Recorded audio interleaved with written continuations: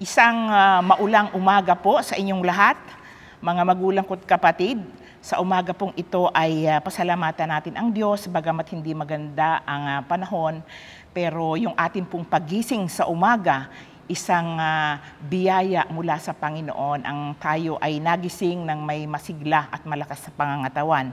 So salamat sa Panginoon at tayo po ay muling magsasama-sama sa pag-aaral ng Kaniyang mga salita. So tayo po ay sandaling manalangin. Dakilang Diyos, maraming salamat sa umagang ito na kami ay iyong ginising na may kasiglahan ng aming lupang katawan at handa po naming haraping muli ang buong maghapon ng punong-puno ng pag-asa sapagkat alam namin, Panginoon, na kasama ka namin at kailanman hindi ka nagpabaya sa amin. Hinihiling ko po na sa umagang ito ay muli mo po kaming samahan, buksan ang aming puso't isipan sa pag-aaral, pakikinig ng iyong mga salita at bigyan mo kami ng malawak na pangunawa upang maintindihan po namin ang tunay na mensahe na nais mong iparating sa buhay ng bawat isa sa amin. Ito po ang aking samot dalangin sa pangalan ni Jesus. Amen. Isang magandang umaga pong muli sa inyong lahat. Sa umaga pong ito ay ating pagbubulay-bulayan ang mga talata na matatagpuan sa Ikalawang Samuel, Kabanatang 11, talatang 1 hanggang 15. Alam ko po na ito ay familiar sa marami sa atin at nais ko pong basahin sa inyo ang unang talata. At kayo po na hindi nyo narinig yung kwentong ito, yung mga baguhan pa lamang, nais ko pong basahin ninyo ang sulat na ito sa Ikalawang Samuel, Kabanatang 11, sapagkat dito po natin malalaman sa kwentong ito kung papaano nakagawa si David ng matinding kasalanan sa harap ng ating Panginoon. So ganito po ang sinasabi sa unang talata. Nang sumapit ang tagsibol, panahon ng karaniwang nakikipagdigma ang mga hari, pinalabas ni Daniel ang buong hukbo ng Israel sa pangunguna ni Joab at iba pang mga pinuno. Pinuksa nila ang mga Amonita at kinubkob ang Raba. Subalit si David ay nagpaiwan sa Jerusalem. Sa panahong ito, kung atin pong babasahin ang talatang 1 hanggang 15, dito nagawa ni David ang matinding kasalanan sa harap ng ating Panginoon. Ayon po sa kwento, isang dapit hapon, nang magising si David, umakyat siya sa bubong ng palasyo at naglakad-lakad. May nakita siyang babae na naliligo. Napakaganda nito, ayon sa kwento, kaya't nagkaroon si David ng pagnanasa sa babaeng ito. Ipinagtanong niya kung sino ito at napag-alaman niya na ito ay si Bathsheba, na anak ni Eliam at asawa ni Urias.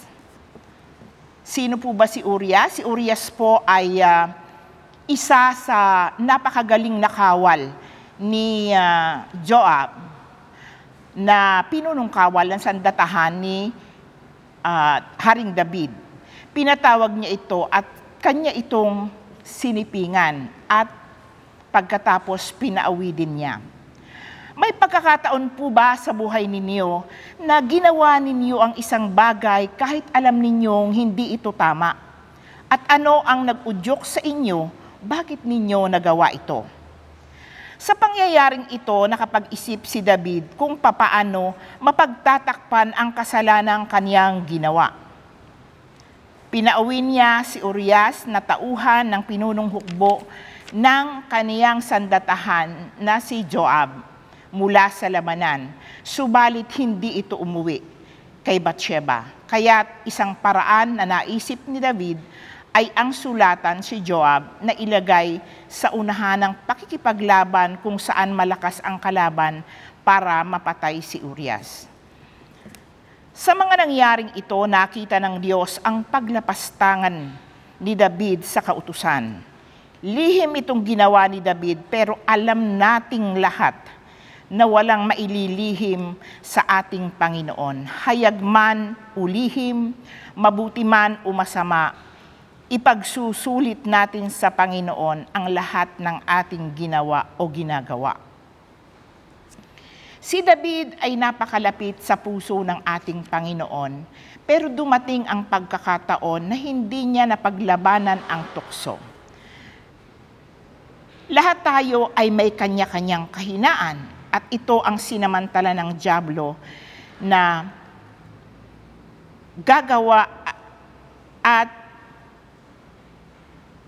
gagawa siya ng paraan para mailigaw ang tao. Kaya pakatandaan po natin mga kapatid, no, naisip ko po ito sabi ko napakalapit ng puso ni David kung atin pong pag-aaralan yung kanyang buhay. Sa simula't simula pa lapit ni David sa ating Panginoon. Pero hindi ko po matapos maisip, no? Isipin ko man, pero sabi ko nga, ano kaya ang nangyari? Kasi ako po'y naniniwala, pag ang presensya ng Diyos ay nasa sa atin, no, hindi po natin magagawa, no? Hindi hahayaan ng Diyos na magawa natin yung mga bagay na yon na makakasakit sa kanyang kalooban.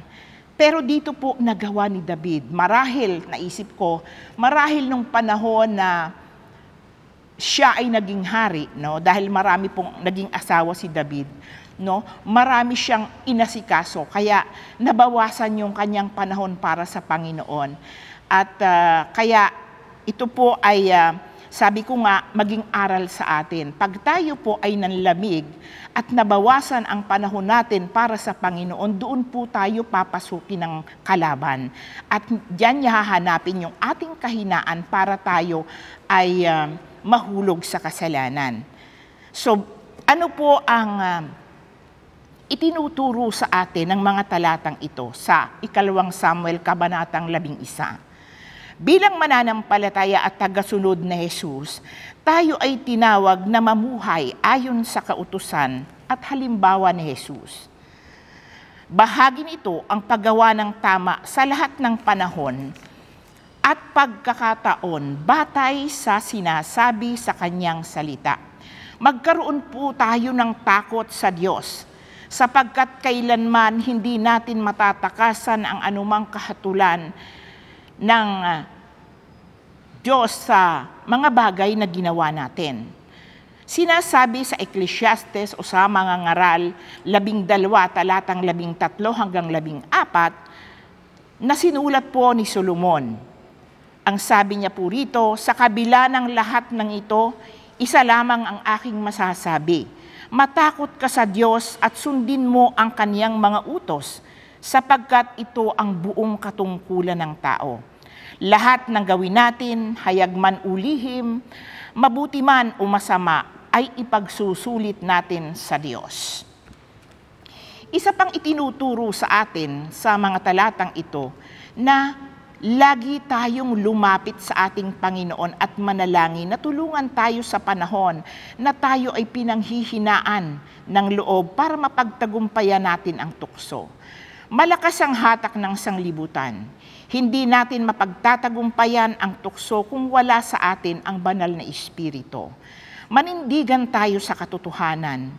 Kung madalas nating naririnig ang salitang standing firm, na ang pakahulugan ng nakakarami ay ang pananatili sa isang lugar, sa atin pong mananampalataya o tagasunod ni Kristo, ang standing firm ay ang pag-iwas at pagtakbo sa tukso.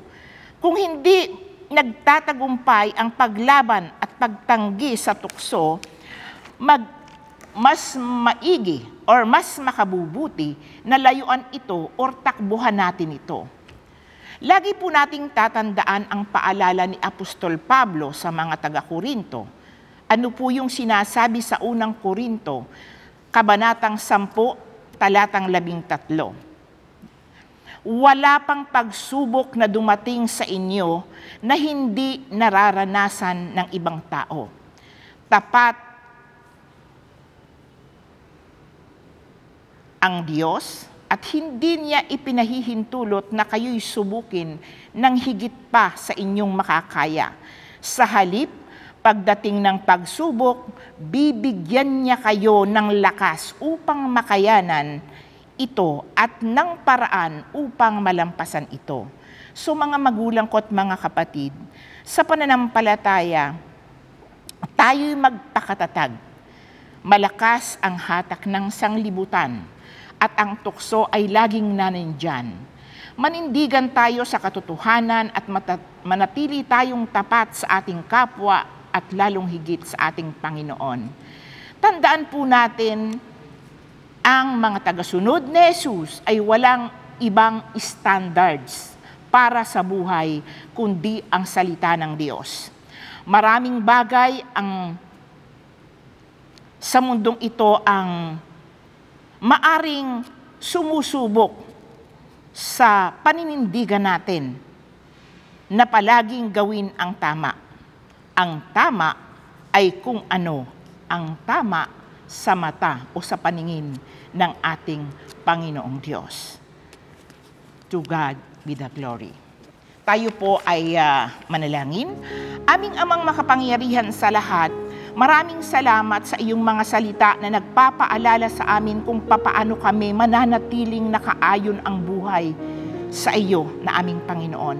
Tulungan mo po kami na maging matatag sa aming pananampalataya at huwag naming ibaling ang aming paningin sa mga bagay dito sa sanglibutan na siyang magpapahamak sa amin.